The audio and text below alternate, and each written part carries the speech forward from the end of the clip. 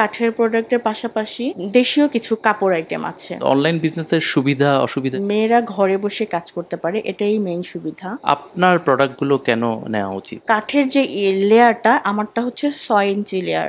Inbox করার কথা কেন বলেন? এটা মূলত বলার উদ্দেশ্য হচ্ছে অনলাইনে প্রতিদ্বন্দ্বী অনেক।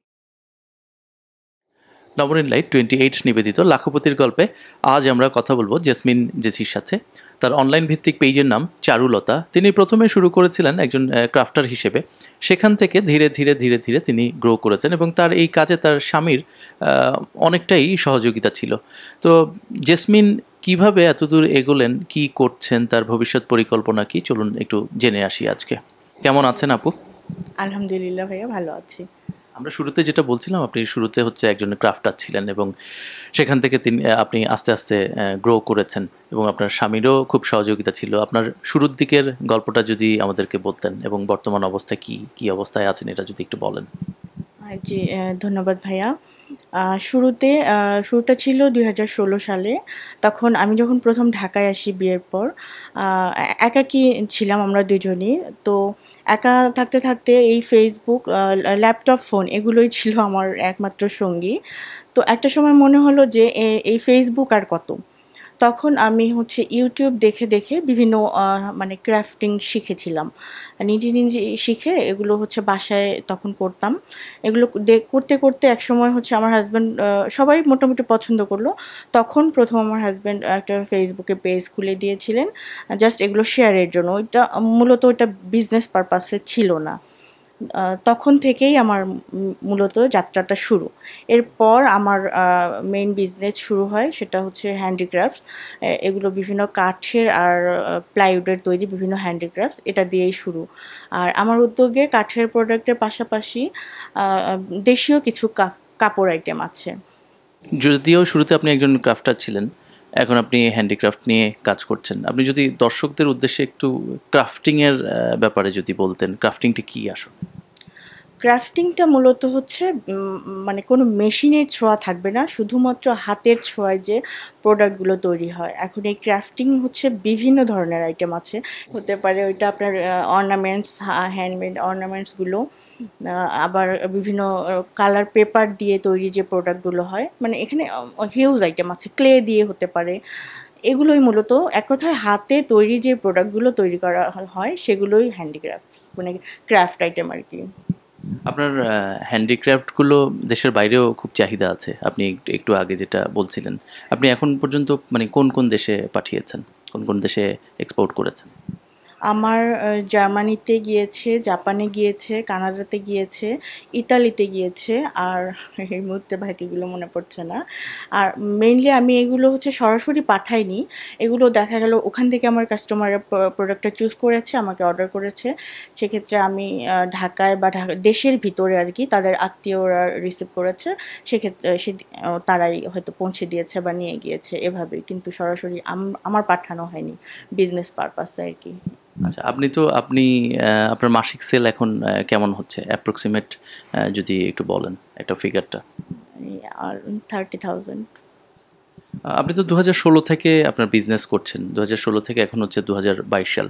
তো এই দীর্ঘ সময় 6 বছর সময়ে আপনি অনলাইনে পরবর্তীতে আপনি এসেছেন। তো অনলাইন বিজনেসের সুবিধা অসুবিধা আপনি কি দেখেন আসলে, এখানের প্রতিকূলতাগুলো কি? অনলাইন বিজনেসের সুবিধা হচ্ছে মেয়েরা ঘরে বসে কাজ করতে পারে, এটাই মেইন সুবিধা। সামনে তো ঈদ আসছে, ঈদ নিয়ে কোনো পরিকল্পনা আছে কি? আমার উদ্যোগে দেশীয় প্রোডাক্ট আছে, শাড়ি মানে দেশীয় কাপড়টা আছে, কিন্তু আমার সিগনেচার প্রোডাক্ট হচ্ছে আমার হ্যান্ডিক্রাফটসগুলো। তো এই প্রোডাক্টগুলো ঈদ উপলক্ষে যে আলাদা কিছু থাকবে সেটা থাকে না। এটা টুকটাক যে চাহিদা সেটা সারা বছরেই থাকে। শাড়ি হলে সেক্ষেত্রে হয়তো দেখা গেল ঈদে আলাদা থাকতো, কিন্তু আমার হ্যান্ডিক্রাফটসের জন্য ঈদে আলাদা করে কোনো মানে চাহিদা থাকে না। এটা সারা বছরই থাকে আর কি, টুকটাক কাস্টমারদের। অনলাইন বিজনেসে মানে ভালো করতে হলে কি করা উচিত আসলে, আপনার অভিজ্ঞতা কি বলে? অনলাইন বিজনেসে ভালো করতে হলে অবশ্যই প্রথমত সৎ থাকতে হবে। কাজে কোনো কম্প্রোমাইজ করা যাবে না প্রোডাক্টে। প্রোডাক্টটা সবচেয়ে ভালো মানের হতে হবে। অনেস্ট থেকে কাস্টমারকে মানে অনেস্টভাবেই মেইনটেইন করতে হবে। আমি ভালো মানের প্রোডাক্ট দিব কাস্টমারকে, আমি মুখে যা বলবো আমার কাস্টমার আমার প্রোডাক্টের সাথে সেটা যেন মিল পায়, এভাবেই আমার প্রোডাক্ট মেইনটেইন করতে হবে। তাহলেই আর লেগে থাকতে হবে। সবচেয়ে বড় কথা হচ্ছে লেগে থাকতে হবে। মানে আমার এমন ভাবা যাবে না যে আমি অনলাইনে শুরু করলাম আমার উদ্যোগ, আমার একটা কাজ শুরু করলাম, আমি এসেই আমি অনেকগুলো সেল পাবো বা অনেক সফল হয়ে যাব। এই জিনিসটা কখনোই ভাবা যাবে না। ধৈর্য থাকতে হবে, লেগে থাকতে হবে। এটাই হচ্ছে মেইন। একজন কাস্টমারের কাছে আপনি আপনার প্রোডাক্ট পাঠালেন, কিন্তু প্রোডাক্ট দেখার পর তিনি বললেন আমি ছবিতে যেরকম দেখছি এই প্রোডাক্টটি আসলে ওই রকম না, আমি নিতে চাচ্ছি না। তো ধরুন এই ধরনের সিচুয়েশন যদি অ্যারাইজ করে তখন আপনি কি করেন? হ্যাঁ, প্রথমত আমি সবসময় চেষ্টা করি যে আমার প্রোডাক্টের রিয়েল যে ভিউটা সেটা শেয়ার করার জন্য। কোনো রকমের এডিটিং আমি করি না, যেন আমার প্রোডাক্টের অরিজিনাল যে প্রোডাক্টটা সেটা যেন কাস্টমার দেখতে পায়। এরপরেও নরমালি খুব একটা হয় না এরকম। যদি কখনো হয় আমি একদম সরাসরি বলে দেই যে ঠিক আছে আপু, কোনো সমস্যা নেই। আপনার যদি ভালো না লাগে আপনি অবশ্যই সেটা রিটার্ন করতে পারেন। আপনি টাকাটা ব্যাক দিয়ে দেবো। এরকম কিছু মানে সেরকম কোনো সমস্যা কখনোই হয়নি। কারণ আমি সমস্যা হলে আমি বলি যে ব্যাক দিয়ে দেন। সেক্ষেত্রে আর সমস্যা হওয়ার কথা না। আর চেষ্টা করি যে যদি কোনো প্রোডাক্টে আমার যেহেতু হিউজ প্রোডাক্ট, যদি কোনো প্রোডাক্টে কোনো কাস্টমারের কোনো আসে, অভিযোগ আসে, সেক্ষেত্রে আমি চেষ্টা করি ওই আইটেমটা হয় আরও একটু ইমপ্রুভ করার, আর না হলে ওই আইটেমটা আমি বাদ দিয়ে দিই। একটু আগে ইনবক্সের বিষয়টি নিয়ে কথা বলছিলাম, যে ধরুন আমি কোনো প্রোডাক্টের ব্যাপারে জানতে চাই এবং জানতে যাওয়ার পরে আপনি হয়তো বললেন যে ভাইয়া ইনবক্স করেন। তো ইনবক্স করার কথা কেন বলেন? প্রাইস তো সবারই জানা থাকা উচিত, জানার কথা। হ্যাঁ, হ্যাঁ, এটা খুব গুরুত্বপূর্ণ একটা প্রশ্ন। আমরা অনেকেই হচ্ছে প্রোডাক্টটা ওপেনলি বলি না। প্রোডাক্টটা আমরা বলি যে ইনবক্স চেক করুন বা ইনবক্সে নক করুন, এই টাইপ আমরা বলে থাকি। এটা মূলত বলার উদ্দেশ্য হচ্ছে অনলাইনে প্রতিদ্বন্দ্বী অনেক। এখন প্রতিদ্বন্দ্বী অনেক। আমি দেখা গেল আমার প্রাইসটা ওপেনলি বললাম। সাপোজ আমার একটা প্রোডাক্টের প্রাইস ৳৫০, আমি সেটা ৳৫০ ওপেনলি বললাম। কিন্তু দেখা গেল আমার প্রতিদ্বন্দ্বী কেউ একজন আছে, সে আমার কাস্টমারকে দেখা গেল ইনবক্সে সে গিয়ে নক করে বলল, আপু আপনি ওখানে ওই আপুর কাছে এই প্রোডাক্টটা নিচ্ছেন, ওটাতে উনি ৳৫০ দিচ্ছে, আমি আপনাকে এটা ৳৪৫ বা আমি আপনাকে এটা ৳৪৮ এরকম বলে থাকে যে এই প্রাইসে দিতে পারবো। সেক্ষেত্রে দেখা গেল আমার কাস্টমার একটা ইনডিসিশনে ভুগে যে আসলে আমি কি করব, ওই আপু 50 নিল, তাহলে কি আপু বেশি নিচ্ছে? তখন আমাদের একটা সমস্যা হয়ে যায়। মূলত এই কারণেই প্রাইসটা ইনবক্সে বলা বলা হয়ে থাকে আসলে। তো জেসি আপা, আপনি তো হ্যান্ডিক্রাফট নিয়ে কাজ করছেন, তো এগুলোর সোর্সিং কিভাবে করেন, কোথা থেকে করেন? তাহলে আমি একটু শুরু থেকেই বলি। মূলত আমি যখন 16 সালে ক্রাফট মানে হাতে তৈরি ক্রাফট নিয়ে কাজ শুরু করলাম। এরপর আমি কিছু গার্লস গ্রুপে ছিলাম। ওই গার্লস গ্রুপগুলোতে দেখতাম যে ওদের ইয়ারলি কোনো গেট টুগেদার হচ্ছে বা দেখা গেল মান্থলি কোনো মিট আপ হচ্ছে। সেক্ষেত্রে যারা তখন বিজনেস করতো ওরা স্পন্সর করতো তখন গ্রুপে অ্যাডমিন তাদেরকে নিয়ে পোস্ট করতো, তাদের প্রোডাক্ট শো করতো, মানে বিভিন্নভাবে তাদেরকে প্রমোট করতো। তো তখন থেকেই আমার কাছে মানে মনে হলো যে আমি কেন তাহলে বিজনেস করব না। আমার ওই মুহূর্ত থেকেই আমার বিজনেসে আসা। আর তখন আমি অনলাইনেই আমার যাদের সাথে আমি কাজ করি, আমি সরাসরি কারখানায় কাজ করি। অনলাইনেই কিভাবে তাদেরকে যেন পেয়ে যাই, সৌভাগ্যবশত আমি বলব।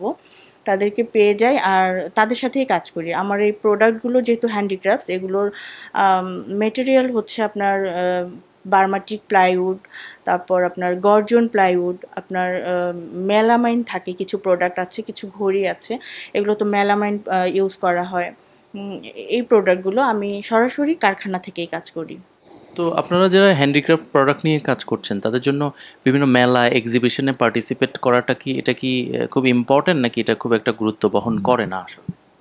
না, মেলাটা আসলে খুবই ইম্পর্ট্যান্ট একজন অনলাইন উদ্যোক্তার জন্য। কারণ এই মেলার মাধ্যমে মানে সেল তো অবশ্যই হয়। আর নিজের যে পরিচিতিটা অনলাইনে তো আছেই, অফলাইনে দেখা গেল আমার যে পরিচিতি গণ্ডিটা তার বাইরেও মেলায় কিন্তু অনেকেই আসে।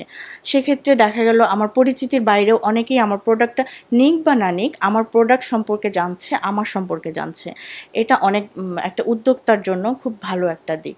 ধরেন অনেক বড় বড় প্রতিষ্ঠান আছে, আমি নাম না ধরেই যদি বলি, তো সেই ক্ষেত্রে আপনার মার্কেটে কম্পিটিটরও কম না, তো অন্যদের কাছে না গিয়ে আপনার কাছে আপনার প্রোডাক্টগুলো কেন নেওয়া উচিত? আর সে প্রোডাক্টের মান একটা প্রোডাক্ট বিভিন্নভাবে কিন্তু তৈরি করা যায়। যেমন আমার একটা প্রোডাক্টের কথা বলি, আমার মানে আমার মেইন একটা প্রোডাক্ট আছে, ওটাকে আমার নাম দিয়েছি লক্ষ্মী প্রোডাক্ট, কারণ ওই শোপিস শেল্ফ আর কি, ওইটা আমার 100+ পিস সেল হয়েছে। এটা হচ্ছে আপনার জাস্ট কয়েক মান্থে, আমি টোটাল বলছি না, কয়েক মান্থে, মানে অবশ্যই ওই গ্রুপে অ্যাক্টিভ হওয়ার পর ওই প্রোডাক্টটা আমার সবচেয়ে বেশি সেল হয়েছে। তো একটা সময় দেখলাম মানে অনেকেই আমাকে বলল যে আমার প্রাইসের থেকে 100 টাকা আরও কমে সেল করতেছে। তো এটা কিভাবে, আমার কাস্টমাররাই আমাকে বলে, যারা মানে আমার ওয়েল উইশার, তারাই আমাকে বলে যে এটা কিভাবে, তাহলে আপনার থেকে একটু প্রাইসটা কম। তখন আমি আমার কারখানায় কথা বললাম, আমার ভাইয়া আছে, ওই ভাইয়ার সাথে কথা বললাম। তখন উনি আমাকে বোঝাই দিল যে আমি যেই প্রোডাক্টটা সেল দিচ্ছি সেটা হচ্ছে আমার কাঠের যে লেয়ারটা, আমারটা হচ্ছে 6 ইঞ্চি লেয়ার, আর তারা যেটা ইউজ করছে তারা সেটা 4 ইঞ্চি লেয়ারে দিচ্ছে। সেক্ষেত্রে খুব স্বাভাবিকভাবেই তাদের প্রাইসটা একটু কম আসবে, আমারটা বেশি আসবে। আপনার কি কোনো হেল্পিং হ্যান্ড আছে নাকি আপনি একাই কাজ করেন? না, হেল্পিং হ্যান্ড নাই। আমি সব একাই করি। আমি সংসার, বাচ্চা সব সামলে যতটুকু পারি একাই করি। এর মাঝে খুব আ আর্জেন্ট কোনো দরকার হলে আমার হাসব্যান্ড আছে, ও পাশে থাকে আরকি। আপনার ফিউচার প্ল্যান কি আপনার বিজনেস নিয়ে? অ্যা এখনো অত ভালো পজিশনে তো আমরা যেতে পারিনি। আমরা চলছি। দোয়া করবেন আমার উদ্যোগটাকে নিয়ে যেন আমি আরো ভালো লেভেলে যেতে পারি।